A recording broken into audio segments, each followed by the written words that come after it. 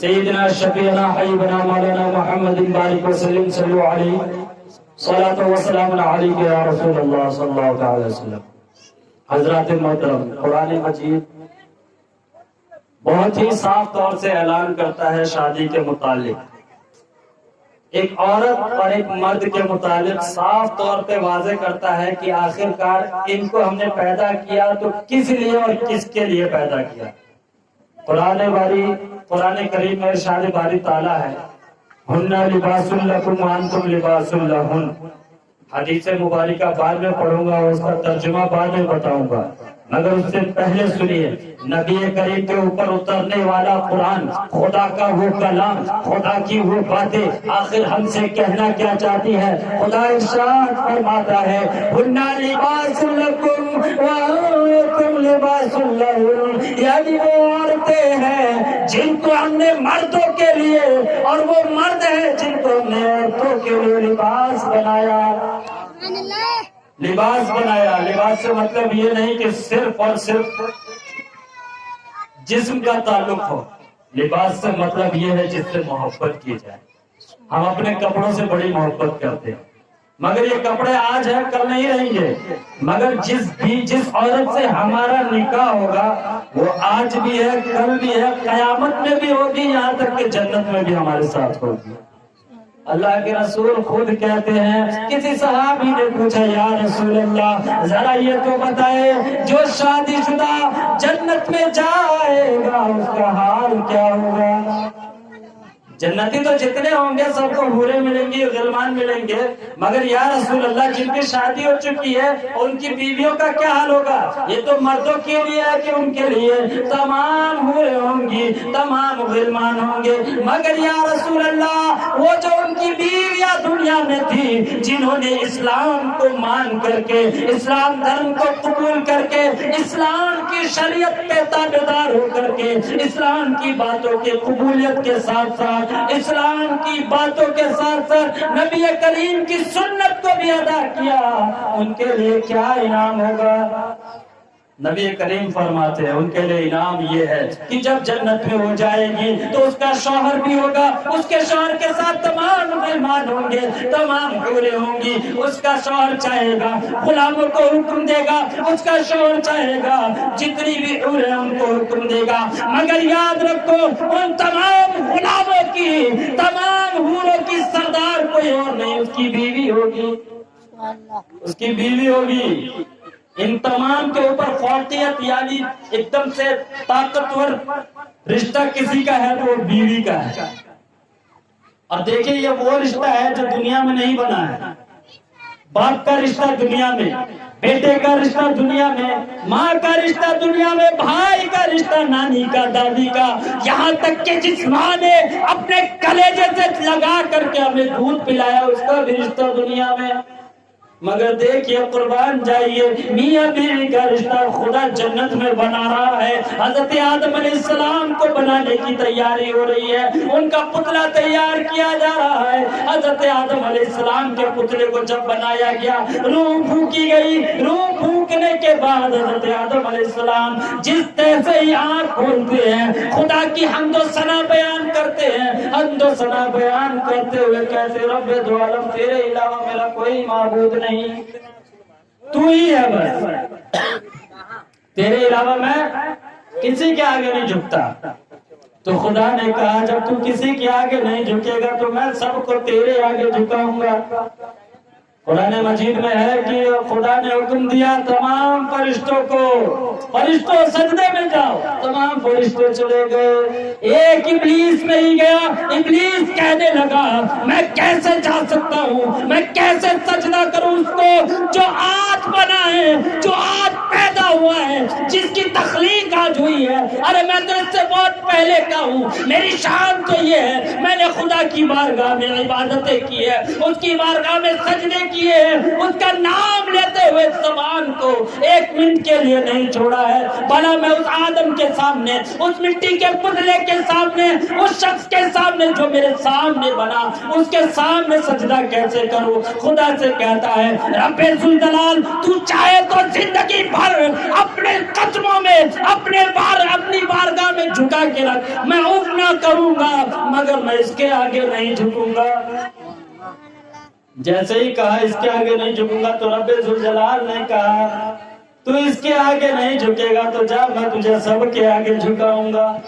आज देखिए, एक मदरसे में पढ़ने वाला तालिब इल्म जब मदरसे की जानिब चलता है तो शैतान पीछे लगता है, कहता कहाँ जा रहा है, रुक जा, मत जा, ठहर जा। वो वाकया तो आपने सुना ही होगा ना कि तमाम शैतान खबीस इब्लीस सब बैठे रहते। इब्लीस तख्त पे बैठा हुआ था, उसने कहा बताओ आज क्या क्या क्या तुमने? एक कहा मैंने लड़ाई करवा दी भाई भाई में, एक ने कहा मैंने फलाने को छत से कुदवा दिया, एक ने कहा मैंने बाप के हाथों बेटे को पिटवाया, एक ने कहा मैंने माँ को कसम दिलवाई, एक ने कहा मैंने झूठी कस्में खिलवाई। तरह तरह की बातें हो रही थी। तो क्या देखा, एक बूढ़ा शैतान कोने में बैठा हुआ था। तो सारे लोग देख रहे हैं, सारे शैतान देख रहे हैं। इब्लीस ने कहा अरे सबने तो बताया, बता तू क्या करके आया है? अब जाहिर सी बात है, जिसकी प्रजा है राजा तो पूछेगा ना क्या काम कर रहा है? जैसे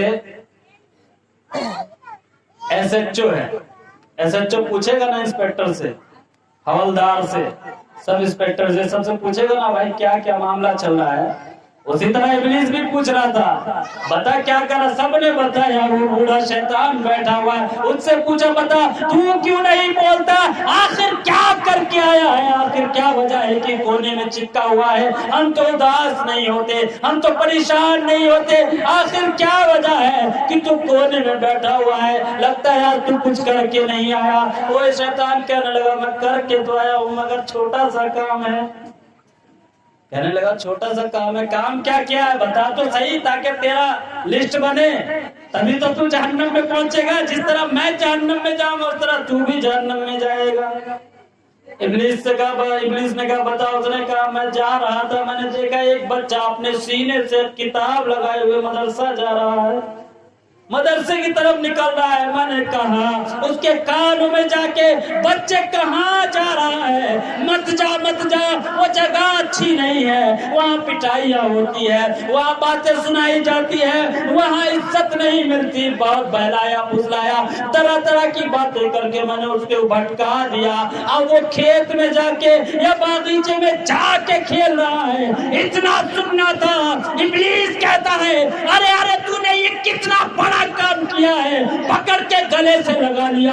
सारे शैतान हैरान, अरे हमने तो कत्ल करवा दिए, हमने भाई को भाई से लड़वाया, माँ को बाप से लड़वाया, बेटे को बेटी से लड़वाया, सबकी लड़ाइयाँ करवाई, मगर इसको शाबाशी से इतनी बात से मिल रही है कि ये वापस लौट आया, पढ़ने न जाने दिया। आखिर इस पे क्या खूबी थी? इब्लीस से पूछा गया। कहने लगा बताइए तो जरा, हमने इतने बड़े काम किए मगर आपने इतनी शाबाशी नहीं दी, गले नहीं लगाया, सिर्फ नाम लिखते रहे, पूछते रहे, बैठे रहे, आखिर आपने बताया हम लोग को इतनी इज्जत क्यों नहीं दी? इब्लीस कहने लगा वजह ये है कि इसने जो काम किया है वो तुम में से सबसे अच्छा है। अब जाहिर सी बात है, हमसे कोई पूछे 10 आदमियों में एक आदमी का नाम लेके अच्छा है तो भाई पूछेंगे ना क्यों अच्छा है, पूछेंगे ना क्यों अच्छा है, वजह तो होगी। कहा क्यों अच्छा है? इब्लीस ने कहा अच्छा इसलिए है कि ये सीने में लगा के जो बच्चा जा रहा था वो कोई और किताब नहीं, कुरान करीम था। अगर वो पढ़ लेता, पढ़ लेने के बाद उस पर अमल कर लेता तो हमारा तो बेड़ा गर्क हो जाता, हम उसके करीब नहीं भटक पाते। अगर वो आलिम दीन हो जाता तो और दूर होना पड़ता, अगर वो मुफ्ती होता तो और दूर होना पड़ता, और अगर वो पीर हो जाता तो हमारी हालत ही खराब कर देता। इसने बहुत अच्छा किया इसीलिए क्योंकि अगर वो इस्लाम पे इल्म दीन सीख करके नबी की सुन्नतों को जिंदा करेगा तो समझ लो हमें मरना पड़ेगा। इसी बात पे इब्लीस घमंड कर रहा था, यहाँ भी वही बात वहाँ भी वही बात। कहने लगा मैं इससे ज्यादा जानकार हूँ, इससे अच्छा जानने वाला हूँ, इससे अच्छी बातें है मेरी, और मेरे सजदे یہ عام فام بات نہیں، علماء اکرام نے تحقیق کر کے پتہ کیا کہ ابلیس نے اتنے سجدے کیے کہ اگر اس کے سجدے کو روئے زمین پہ یعنی پوری زمین پر بچھا دیا جائے تو ایک چھوٹا سا سوئی کا ٹکڑا بھی رکھنے کی جگہ باقی نہ ہو، اتنے سجدے کیے، مگر اس کی عبادت اس کے منہ پہ مار دی گئی۔ کیوں؟ عبادت تو کرتا رہا، علم تو اس کے پاس بہت تھا، تمام فرشتوں کا سردار تھا، مگر وہ بھول گیا کہ سجدہ تو انسان کو کرنا تھا، سجدہ کرنے کا حکم خدا خود دے رہا تھا۔ وہ یہ بھول گیا، گھمنڈ میں آ گیا، اور آخر کار یہ نہیں ہوتا تو آدم علیہ السلام زمین پہ کیسے آتے؟ یہ بھی ایک بات تھی، اگر ابلیس وہاں سے لعنتی توق لے کے نہیں جاتا تو وہ جنت میں جا کے آدم علیہ السلام کو بھٹکاتا نہیں، ان کو بولتا نہیں، ان کو بہکاتا نہیں۔ حالانکہ اب اللہ کے نبی بھٹکنے والے نہیں ہیں، پھرنے والے نہیں ہیں، مگر یہ خدا کی مصلحت تھی، خدا کو لوگوں کو بتانا تھا، فرشتوں کو بتانا تھا، کیونکہ خدا نے جب آدم علیہ السلام کی کو پیدا کرنے کی بات کہی تو خدا نے کہا اے فرشتوں میں زمین میں بنانے والا ہوں اپنا خلیفہ۔ خدا نے یہ نہیں کہا میں جنت میں رکھنے والا ہوں، خدا نے یہ نہیں کہا اپنے قرب میں رکھنے والا ہوں، خدا نے قرآن میں بنانے سے پہلے واضح کر دیا کہ میں جنت میں رکھنے والا ہوں۔ اور خدا جھوٹ نہیں بولتا، اور جب جھوٹ نہیں بولتا تو جنت میں رہ رہے ہیں، پتہ نہیں کتنے سال رہ رہے ہیں، شیطان جا کے بھٹکا رہا ہے، خدا کی مصلحت ہے۔ خدا نے وعدہ کیا فرشتوں سے کہ میں زمین پہ اپنا خلیفہ بناؤں گا، اور اس کی عبادتیں اتنی ہوں گی کہ تمہاری عبادتیں کم پڑ جائیں گی۔ یہ تھی آدم علیہ السلام کی طاقت، اور ان کی اولاد کی طاقت دیکھیے۔ حضرت آدم علیہ السلام میرے نبی کی بارگاہ میں حضرت جبرائیل خدا کی بارگاہ، معاف کیجیے گا، خدا کی بارگاہ میں جبرائیل علیہ السلام پہنچے، کہنے لگے اللہ میں تیری عبادت کرنا چاہتا ہوں۔ خدا نے کہا ٹھیک ہے کرو، کیا دقت ہے؟ کہا میرے مولا میں 2 رکعت نماز پڑھنا چاہتا ہوں۔ کتنی رکعت؟ 2 رکعت، 5 رکعت 10 رکعت نہیں، 2 رکعت، اور 2 رکعت پڑھی۔ پہلے رکعت میں جب کھڑے رہے تو 1000 سال لگ گیا۔ کتنا؟ 1000 سال کھڑے رہے، رکوع میں گئے 1000 سال، سجدے میں گئے 1000 سال، گویا کہ تمام نمازیں مکمل کی، اور نمازیں مکمل کرنے کے بعد جب خدا کی بارگاہ میں کھڑے ہوئے کہنے لگے اے میرے مولا، اے میرے پالنہار، اے مجھے پیدا کرنے والے، بتا تو صحیح میری عبادت کیسی تھی؟ ظاہر سی بات ہے کوئی مزدور کام کرے اور مالک سے تو پوچھے گا نا بتائیے مالک کام کیسا تھا میرا، تو مالک ہمارا رب ہے، چاہے وہ جبرائیل ہو یا میرے نبی ہو، سب کا مالک اللہ ہے۔ حضرت جبرائیل کہتے ہیں مالک بتا تو صحیح میری عبادت کیسی تھی، نماز کیسی تھی؟ خدا نے کہا تیری نماز بہت اچھی تھی۔ یہ دیکھیے حضرت آدم علیہ السلام کو بنانے کی بات کرنے سے پہلے کی بات ہے یہ ابھی خدا نے یہ بھی نہیں کہا کہ میں بناؤں گا، اس سے پہلے کی بات ہے۔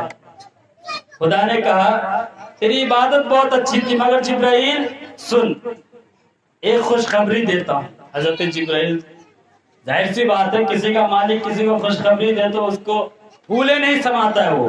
اس نے کہا ٹھیک ہے اے اللہ جب تو خوشخبری دے رہا تو سنا دے۔ اللہ رب العزت کہتا ہے خوشخبری یہ ہے کہ میں زمین پر میں کچھ لوگوں کو پیدا کروں گا، زمین پر میں اپنے بندوں کو پیدا کرنے والا ہوں جن کی فجر کی 2 رکعت نماز تیری تمام 1000 سالوں کی نماز پہ بھاری پڑے گی۔ کتنی رکعت؟ ہم پڑھے 2 رکعت تو 10 منٹ، حضرت جبرائیل پڑھ رہے ہیں، کھڑے ہیں تو 1000 سال، رکوع میں 1000 سال، سجدے میں 1000 سال، قیام میں 1000 سال، دوسرے سجدے میں 1000 سال۔ سوچئے اتنے 1000 سال کی عبادت، ان کے اتنے 1000 سال کی عبادت، اور اللہ کے پیارے نبی کی پیاری امت کی 2 رکعت فجر کی نماز 10 منٹ، اور اس سے زیادہ ثواب، اس سے زیادہ مرتبہ۔ بہرحال شادی کا موقع ہے، تھوڑا بہت نماز اور تعلیم کو لے کر کے میں نے کہا ہے، اس پہ غور و فکر کرنے کی ضرورت ہے، کیونکہ اس پہ اگر ہم غور و فکر نہیں کریں گے تو आने वाली कौम, आने वाली जनरेशन भी गौर फिक्र नहीं करेगी। बहरहाल हजरत जिब्राइल अलैहिस्सलाम ने कहा कि मौला करीम ये तो सजदा नहीं कर रहा है।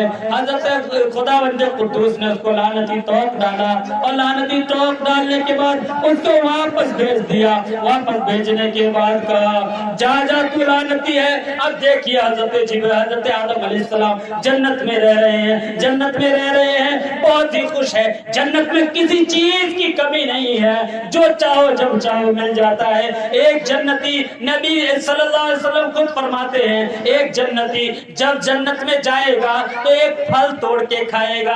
क्या तोड़ेगा? फल तोड़ेगा। और वो जब खाएगा तो उसका जायका बड़ा मजेदार होगा, जिंदगी में नहीं खाया होगा ऐसा जायका होगा। फिर दूसरी बात तोड़ेगा, अब खाएगा तो पहले से ज्यादा स्वाद होगा, फिर तोड़ेगा, फिर खाएगा, फिर पहले से ज्यादा स्वाद होगा। मगर दुनिया का मामला ये है, एक से फीका होता है, दूसरा मीठा होता है, तीसरा खट्टा होता है।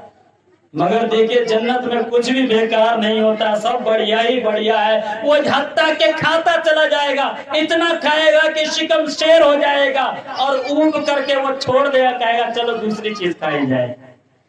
उस जन्नत में हजरत आदम अलैहिस्सलाम है। हजरत आदम अलैहिस्सलाम वहाँ तशरीफ फरमा है। अब देखिए तमाम फरिश्तों को देख रहे हैं, तमाम गुलाम हाजिर है। जब जो चाहते हैं वो हो जाता है, जब जो मांगते हैं वो मिल जाता है, जब जिस चीज का हुक्म होता है वो हासिल हो जाता है। मगर देखिए एक बेचैनी है, एक बेकरारी है। आखिर बेचैनी हो भी क्यों ना, खुदा का फरमान जो पूरा होना था। खुदा ने कहा था मैं जमीन पर पैदा करूंगा अपना खलीफा, तो बता दिया रब ने, ये भी बताया कि वो बंदे जब पैदा होंगे तो उनकी 2 रिकात नमाज, 2 रिकात नमाज फजर की और तुम्हारी 2 रिकात ये पूरी उम्र की काफी होगी। तब देखिए खुदावंद कुद्दूस ने हजरत आदम अलैहिस्सलाम के दिल में बेचैनी डाली। हजरत आदम अलैहिस्सलाम बेचैन हो रहे हैं, बेकरार हो रहे हैं, उनको समझ में नहीं आ रहा है कि आखिर क्या। और खुदा की मसलिहत सबको समझ में नहीं आती है। ये अल्लाह के नबियों की बात अलग होती है, मगर वहां पर खुदा के हुक्म को मुकम्मल भी होना था। अब देखिए हजरत आदम अलैहिस्सलाम बेचैन हैं, परेशान हैं, खुदा की बारगाह में आते हैं और कहते हैं ए अल्लाह रब्बुल इज्जत, मैं तुझसे कुछ मांगना चाहता हूँ। अब खुदा सामने हो, कोई कहे मैं कुछ मांगना चाहता हूँ, कितनी खुशकिस्मती है। खुदा सामने, देने वाला सामने है, छुपा नहीं है, निगाहों से ओझल नहीं है, सामने मौजूद है। हज़रत आदम अलैहिस्सलाम की बात सुन करके खुदावंद कुद्दूस कहता है बोल मेरे बंदे, बोल मेरे आदम, क्या चाहिए तुझे। तो कहने लगे हज़रत आदम अलैहिस्सलाम ए अल्लाह रब्बुल इज्जत, तेरी जन्नत में किसी चीज की कमी नहीं, तेरी जन्नत में गुलाम भी मौजूद है, हूरें भी हाजिर है, तमाम चीजें मौजूद है, जब जो चाहता हूँ मिलता है। मगर मौला एक अंदर से बेचैनी है, एक अंदर से बेकरारी है। मौला ऐसा नहीं होता कि मेरे जैसा एक और होता जिससे मैं बातें किया करता, एक और होता जिससे मैं बात करता, गुफ्तगू करता। मौला करे मुझसे अपना दुख बांटता, उससे ये बताता जन्नत ऐसी है, मेरा रब ऐसा है, फरिश्ते ऐसे, गुलाम ऐसे हैं, हूरें ऐसी है, जन्नत के दरख्त ऐसे हैं, जन्नत के बागात ऐसे हैं। रब्बे जुल जलाल क्या ऐसा नहीं हो सकता? खुदा ने कहा बिल्कुल हो सकता है। खुदा ने हुक्म दिया, आदम अलैहिस्सलाम बेहोश। आदम अलैहिस्सलाम की बाईं पसली से एक पसली निकाली गई। कौन सी पसली से? उल्टी वाली से। उल्टी पसली से एक पसली निकाली गई। देखिए हजरत आदम अलैहिस्सलाम की एक पसली काफी थी औरतों के लिए, और हजरत हव्वा की भी शान कोई कम नहीं है। हजरत हव्वा अलैहिस्सलाम की शान ये है कि मेरे नबी एक दिन कहते हैं अपने सहाबियों से, मेरे सहाबियों सुनो, मेरी माँ हव्वा इतनी खूबसूरत थी, उनकी खूबसूरती का अंदाजा इससे लगाओ कि अल्लाह रब्बुल इज्जत ने हुस्न के 100 हिस्से बनाए। कितने हिस्से? 100 हिस्से बनाए, 100 हिस्से बनाए, उसमें से एक हिस्सा पूरी दुनिया में बांट दिया और 99 हिस्से मेरी माँ हव्वा को दे दिए।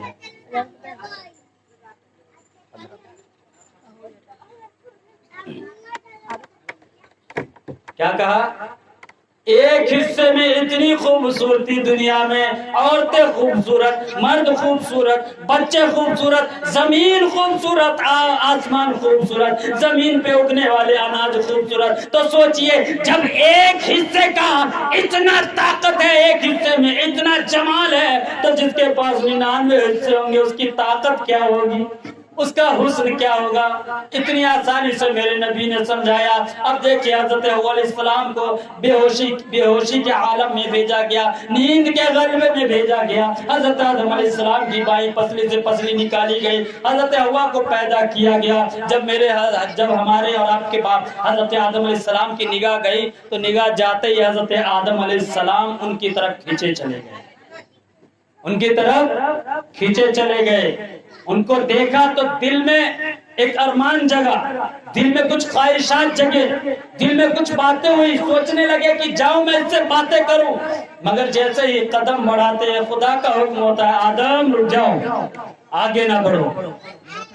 حضرت آدم پریشان، اے اللہ بتا تو اس کو میرے لیے پیدا نہیں کیا. خدا نے کہا تیرے لیے ہی بنایا ہے، تیرے لیے ہی پیدا کیا ہے، تو ہی اسی کا مالک و مختار بنے گا. تو کہا رب ذوالجلال پھر بات کیا ہے، جب میرے لیے پیدا کیا میں اس کا مالک و مختار بننے والا ہوں تو رب ذوالجلال بات کیا ہے کہ تو نے مجھے روک دیا. اللہ رب العزت نے کہا اے آدم یہ بے شک تمہارے لیے پیدا کیے مگر تم پہ حلال نہیں ہے. کیا نہیں ہے؟ حلال نہیں ہے. پہلی عورت جس نے ابھی کچھ نہیں دیکھا، صرف رب کا جلوہ دیکھا ہے، رب کی ربوبیت دیکھی ہے، نگاہ آدم پہ بھی نہیں گئی ہے، وہ اتنی پاکسار عورت حضرت آدم علیہ السلام پوری دنیا کے باپ نبی ہے اور تمام نبیوں کے باپ ہے، جنت میں رہنے والے سب سے پہلے انسان ہے. تمام حوریں ان کے غلام، تمام فرشتے ان کے غلام، تمام فرشتوں نے ان کو سجدہ کیا. ان کو بھی اجازت نہیں کہ کسی غیر محرم کو بنا نکاح کے ہاتھ لگائے. تو آج کے کچھ نوجوان سوچتے ہیں کہ ہم فون پہ بات کریں گے، اس سے ملنے جلنے جائیں گے، ہاتھ پکڑیں گے تو یہ جائز ہو جائے گا. آج کے نوجوان سوچتے ہیں، حالانکہ جب ہمارے باپ آدم علیہ السلام پہ یہ جائز نہیں ہوا تو ہم تو ان کی گناہگار اولادیں ہیں، ہم پہ کیسے جائز ہو جاتا. کسی بھی صورت میں جائز نہیں ہے کہ کسی غیر محرم عورت کو چھوا جائے. یہاں تک کہ جان بوجھ کے دیکھنا بھی گناہ ہے. جان بوجھ کے دیکھنا بھی، غیر محرم عورت کو جان بوجھ کے دیکھنا بھی گناہ ہے. حضرت آدم علیہ السلام سے خدا نے کہا اے آدم ابھی یہ غیر محرم ہے، تمہاری شریک میں نہیں ہے، پہلے اس سے نکاح کرو. دنیا کا پہلا نکاح ہونے جا رہا ہے، ابھی کسی کا نکاح نہیں ہوا، پہلا نکاح ہونے جا رہا ہے. اللہ رب العزت سے ظاہر سی بات ہے پہلا نکاح کسی کو پتہ ہی نہیں نکاح ہوتا کیا ہے. جیسے مثال کے طور پہ بچے ہی ہیں، ان سے پوچھئے نکاح کیا ہوتا تو پتہ ہی نہیں ہوگا نکاح کیا ہوتا ہے، معلوم ہی نہیں. حضرت آدم علیہ السلام نے بھی کہا اے اللہ نکاح کیا ہے. اللہ نے کہا یہ نکاح وہ ہے جس کی وجہ سے یہ تم پہ حلال ہو جائے گی، یہ تمہاری شریک میں آ جائے گی. تو کہنے لگے اس کے لیے کیا کرنا ہوگا. اللہ رب العزت نے کہا میں تمہارا نکاح پڑھاؤں گا. ارے جس کا نکاح پڑھانے والا رب خود ہو، جس کی گواہی میں تمام فرشتے کھڑے ہو، اس کی شان کیا ہوگی، اس کی بات کیا ہوگی، اس کا انداز کیا ہوگا، اس کی تربیت کیسی ہوگی، اس کی حقیقت کیسی ہوگی، اس کا وجود کیسا ہوگا کہ جس کا نکاح میرا رب خود پڑھا رہا ہے. رب ذوالجلال کہہ رہا ہے تمہارا نکاح میں پڑھاؤں گا. رب ذوالجلال نے خطبہ پڑھا، نکاح ہو گیا، قبولیت ہوئی سب کچھ. اس کے بعد رب نے جب نکاح پڑھا دیا تو آدم علیہ السلام کہنے لگا تو نکاح ہو گیا. اب پھر آگے بڑھنے لگے. جب آگے بڑھنے لگے تو پھر روک دیا. آدم رک جاؤ، ابھی بھی آگے نہ بڑھو. اب کیوں بڑھ رہے ہو، ابھی مکمل نہیں ہوا. حضرت آدم کہنے لگے رب ذوالجلال ابھی تو نے کہا کہ نکاح کرنے سے مجھ پہ حلال ہو جائے گی، آخر وجہ کیا ہے کہ تو روک رہا ہے. تو حضرت آدم علیہ السلام سے رب ذوالجلال نے کہا پہلے مہر تو ادا کرو. کیا ادا کرو؟ مہر ادا کرو. آج لوگ مہر رکھنے کے لیے بہت روتے ہیں, بہت یہ باتیں کرتے ہیں, کہتے ہیں ہم مہر اتنا کیوں رکھیں گے. آخرکار وہ یہ کیوں نہیں سمجھتے کہ مہر عورت کا اصل حق ہوتا ہے, جس کو دیے بنا, جس کو پوچھے بنا آپ عورت کو ہاتھ بھی نہیں لگا سکتے, بالکل بھی نہیں, الاؤ ہی نہیں ہے. آپ سوچئے گا ہم نے نکاح کر لیا, بیوی کو گھر لے آئے, مہر کا کوئی ذکر نہیں اور اس کو ٹچ کر لے, بالکل بھی نہیں, گوارا ہی نہیں اسلام کو. بلا اجازت, وہ تو چھوڑیے, پہلی رات تو چھوڑیے, اور باقی دنوں میں بھی بلا اجازت بیوی سے پوچھے ہوئے آپ ان کو چھو نہیں سکتے. کیا پتا وہ کس حالت میں ہے, کیا پتا اس کا دماغ کیسا چل رہا ہے, کیا پتا وہ کس ٹینشن میں ہے, کوئی نہیں جانتا. ہم کیا ٹینشن میں, ہم ہی نہیں جانتے. تو بیوی کی کیا کس کو پڑھی آج کل, کسی کو نہیں پڑھی. مگر دیکھیے جب آدم علیہ السلام کو روکا گیا, آدم علیہ السلام سے کہا اے آدم رک جاؤ, ابھی مکمل نہیں ہوا, ابھی باتیں پوری نہیں ہوئی, اے آدم رک جاؤ.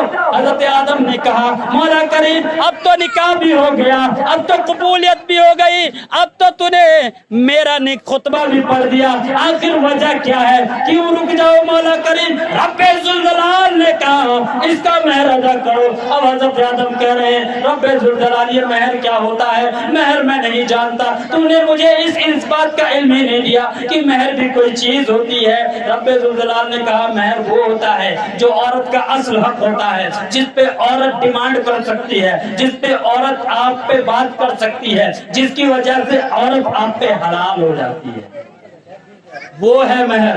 اب رب ذوالجلال, اس وقت تو پیسے کا دور نہیں تھا, چاندی کا دور نہیں تھا, سونے کا دور نہیں تھا. حضرت آدم چاہتے تو جنت کے مالک کو مختار بنائے گئے تھے. کیا حضرت رب ذوالجلال یہ جنت میں اپنی بیوی کا نام کرتا ہوں کہہ سکتے تھے. ملکیت ان کی, پہلے انسان جنت بنی انسانوں کے لیے, فرشتے تو وہاں ان کی بات چیزیں پوری کرنے کے لیے. فرشتوں کو حکم ہوتا ہے جنت میں کسی چیز کی کمی نہیں ہونی چاہیے, جنتیوں کو پریشانی نہیں ہونی چاہیے. اگر ایسا نہ ہوتا تو فرشتے قبر میں سوال کرنے نہیں آتے, فرشتے عرش کو تھامے نہیں رہتے, فرشتے خدا کا پیغام لے کے نہیں آتے. یہ فرشتے ہی ہیں جو جنت کو سنوارنے کا کام خدا کی طرف سے ملا ہوا ہے, وہ جنت کو سوار رہے ہیں. اب دیکھیے رب ذوالجلال نے کہا مہر ادا کرو. حضرت آدم کہتے ہیں رب ذوالجلال یہ مہر کیا ہے, اس مہر کا مطلب کیا ہے, آخر اس کی ادائیگی کیسے ہوگی. رب ذوالجلال کہتا ہے اے آدم اس کے لیے نہ تو تمہیں کوئی رقم دینے کی ضرورت ہے اور نہ ہی کوئی چیز دینے کی ضرورت ہے, بس ایک کام کرنا پڑے گا. اب ہم سے کہا جائے کہ رقم نہ دیجیے, ایک کام کر دیجیے, مہر ہو گیا, تو ہم تو خوشی کے مارے پھولے نہیں سمائیں گے, کیوں بھائی پیسہ بچ رہا ہے نا. مگر دیکھیے ابھی کے دور میں پیسے کے بنا کام کچھ بھی نہیں. مگر وہاں پہ پیسہ تو تھا, زمین تھی نہیں. مگر دیکھیے رب ذوالجلال سے جب پوچھا, رب ذوالجلال آخر مہر ادا کیسے ہوگا. میرے اللہ نے, رب ذوالجلال نے آدم سے کہا اے آدم سنو, ایک وقت آئے گا کہ جب میں ایک شخص کو تیری ہی نسبت سے, تیری ہی پشت سے پیدا کرواؤں گا, جا اپنا مہر اسی شخص کے نام پہ پورا کر دے. کہنے لگے اس کے نام پہ کیسے پورا ہوگا, مجھے تو پتا ہی نہیں. تو رب ذوالجلال نے کہا اس کے نام پہ درود پڑھ دے. کیا پڑھ دے, درود پڑھ دے. دنیا کا پہلا نکاح خدا پڑھا رہا ہے, خطبہ خدا پڑھا رہا ہے. دنیا کا پہلا مہر میرے نبی پر درود ہے. میں پوچھنا چاہتا ہوں جس نبی پر درود پڑھنے کے لیے رب ذوالجلال قرآن میں بھی حکم دیتا ہے, یہ کون لوگ ہیں جو کہتے ہیں نبی پہ درود نہ پڑھو, نبی کا نام نہ لو. ارے جب تک نبی کا نام نہیں لوگے, جب تک نبی قبر میں تشریف نہیں لائیں گے, فرشتے تمہیں کہیں جانے ہی نہیں دیں گے بنا نبی کے اجازت کے. آخری سوال ہوتا ہے نا, 3 سوال, 2 سوال کے بعد تیسرا سوال قبر میں, ماں کنتا تقول فی حق حاضر رسل, بتا اس شخص کے بارے میں دنیا میں کیا کہتا تھا. اب جو جاننے والا ہوگا, ارے تو پوچھتا کیا ہے, فرشتے تم پوچھتے کیا ہو. ارے یہ تو وہی ہے, وہی جن کے نام پہ میں پوری زندگی درود پڑھتا رہا, جن کے نام پہ کھڑے ہو کر کے سلام پڑھتا رہا. فرشتوں साइड हो जाओ, मुझे ये गवारा नहीं कि जिसके नाम पर मैं दुनिया में सलाम पढ़ता रहा, आज वो सामने हो और मैं उस पे सलाम ना पढ़ूं। तो पहला महर क्या अदा हुआ? दुरूद शरीफ पढ़ा गया, दुरूद पढ़ा गया। खुदा ने कहा आदम महर अदा हो गया, अब ये तुम्हारी ज़ौजा है, तुम्हारी शरीके हयात है, तुम चाहो तो जन्नत ले जाओ, चाहो तो यही बैठे रहो। जाहिर सी बात है, बीवी जिसकी उसका हुक्म। एक औरत एक ही आदमी की ज्यादा मालिक होती है, एक आदमी पे सबसे ज्यादा हक होता है एक औरत का, वो हक होता है बेटे पर। माँ का सबसे ज्यादा हक बेटे पर, और उसी बेटे का हक सबसे ज्यादा अपनी बीवी पर। खुदा ने मर्दों को हाकिम बनाया, गुलाम नहीं बनाया, हाकिम बनाया। बीवी को प्रजा बनाया, गुलाम नहीं बनाया। खुदा ने कहा है और शरीयत मुस्तफा के मुताबिक बनाओ ना, तो जितने काम लोग घर में करवाते हैं ना, कोई काम नहीं करवा सकते औरत से शरीयत के एतबार से। आप